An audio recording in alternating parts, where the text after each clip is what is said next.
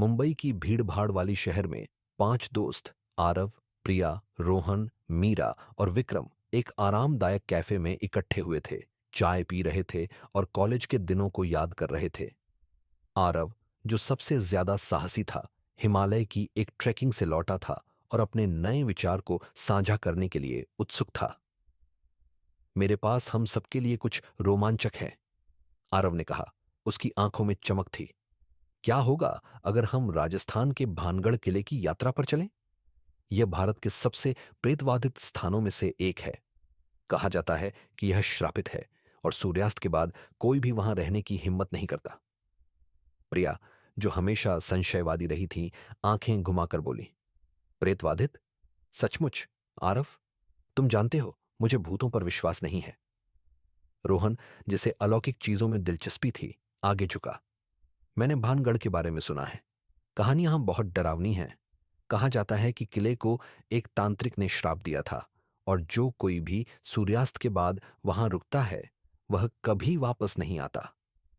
मीरा, जो शांत स्वभाव की थी, बेचैन होकर बोली, मुझे नहीं पता दोस्तों, यह खतरनाक लगता है। विक्रम, जो व्यावहारिक था, बोला, चलो यार, मजा आएगा। हम दिन में जाएंगे, किले को घूमेंगे और सूर्यास्त से पहले वापस आ जाएंगे। सबसे बुरा क्या हो सकता है? कुछ समझाने बुझाने के बाद सभी सहमत हो गए। उन्होंने अपने बैग पैक किए और भानगढ़ के प्राचीन खंडहरों की यात्रा पर निकल पड़े, इस बात से अनजान कि उन्हें किस डरावनी घटना का सामना करना पड़ने वाला है। सूर्यास्त हो रहा था जब वे भानगढ़ के बाहरी इलाके में पहुंचे। किला दूर से दिख रहा था। उसकी टूटी हुई दीवारें बंजर भूमि पर लंबी छाया डाल रही थीं। हवा में एक डरावनी खामोशी थी, जिसे कभी-कभी दूर किसी पक्षी की चीख भंग कर देती थी। जैसे ही वे किले के पास पहुंचे, उन्हें एक बोर्ड दिखा जिस पर लिखा था, सूर्यास्त के बाद भानगढ़ किले में प्रवेश सख्त मना है। इस नियम का उल्लंघन करने वालों के खिलाफ कानूनी कार्रवाई की जाएगी। प्रिया मुस्कुराई। देखा, सरकार भी नहीं चाहती कि हम अंधेरे के बाद यहां रुकें। चलो, बस जल्दी से देखकर चलते हैं। लेकिन आरव के दिमाग में कुछ और ही था। हम इतनी दूर तक आए हैं, चलो कम से कम थोड़ा घूम लें। अंधेरा होने से पहले निकल जाएंगे। अनिच्छा से सभी किले के अंदर चले गए।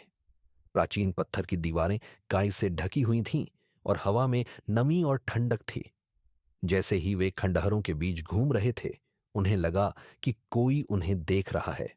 जैसे ही सूर्य क्षितिज के नीचे डूबा, किले पर अंधेरा छा गया।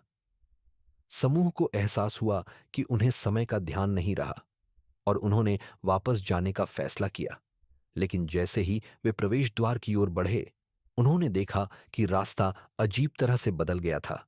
रुको, यह वह रास्ता नहीं है जिससे हम आए थे, रोहन ने कहा। उसकी आवाज कांप रही थी। समूह ने अपने कदम वापस लेने की कोशिश की, लेकिन गलियारे बदलते और मुड़ते हुए उन्हें किले के और अंदर ले जा रहे थे। हवा और ठंडी हो गई और एक धीमी फुसफुसाहट की आवाज ने खामोशी को भर दिया। क्या तुमने वह सुना? मीरा ने पूछा। उसकी आवाज बमुश्किल सुनाई दे रही थी। किसी के जवाब देने से पहले किले में एक चीख गूंजी। समूह डर से स्तब्ध रह गया जब एक छायादार आकृति अंधेरे से उभरी। यह एक महिला की आत्मा थी। उसका चेहरा पीड़ा से विकृत था। उसकी आंखें दुष्ट प्रकाश से चमक रही थीं। इस जगह को छोड़ दो, आत्मा ने फुसफुसाया। नहीं तो तुम्हें भी उनकी तरह ही भुगतना पड़ेगा जो तुमसे पहले आए थे।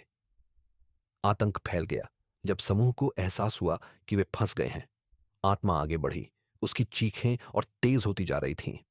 आरव ने तुरंत अपने बैकपैक से एक मशाल निकाली और उसे जलाया। उसे अपने सामने पकड़कर खड़ा हो गया। पीछे हटो, उसने चिल्लाया। उसकी आवाज कांप रही थी।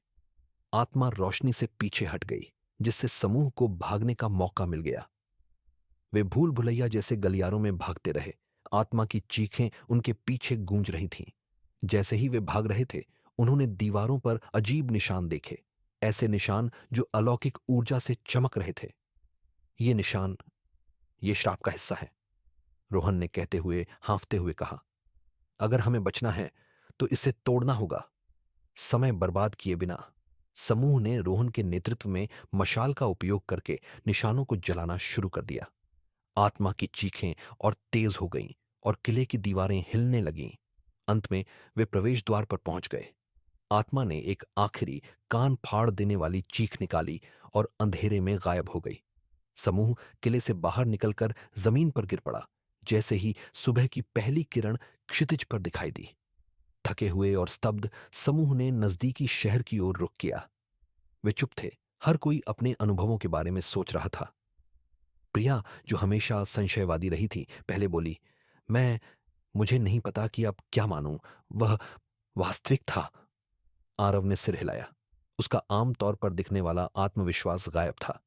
हम जिंदा बच निकलने में किस्मत वाले थे। भानगढ़ सिर्फ एक कहानी नहीं है, यह एक चेतावनी है। जैसे ही वे मुंबई वापस जाने के लिए ट्रेन में चढ़े, उन्हें लगा कि वे कुछ साथ लेकर आए हैं, कुछ अंधेरा और दुष्ट जो उन्हें जीवन भर परेशान करेगा। और जैसे ही ट्रेन चल पड़ी, आत्मा की छायादार आकृति दूर से देख रही थी। उसकी आंखें एक भयानक प्रकाश से चमक रही थीं। कुछ महीनों बाद समूह ने अपने जीवन को आगे बढ़ाने की कोशिश की, लेकिन भानगढ़ की यादें उनके दिमाग में बनी रहीं। अजीब घटनाएं होने लगीं। चीजें अपने आप हिलने लगीं। रात में फुसफुसाहट सुनाई देती थी और बुरे सपने आते थे जो बहुत ही वास्तविक लगते थे। एक एक करके वे गायब होने लगे, केवल रहस्यमय नोट्स और एक आत्मा की मंद चीख की आवाज छोड़कर। भानगढ़ ने एक बार फिर अपने शिकार को पकड़ लिया था और किले का श्राप जीवित रहा।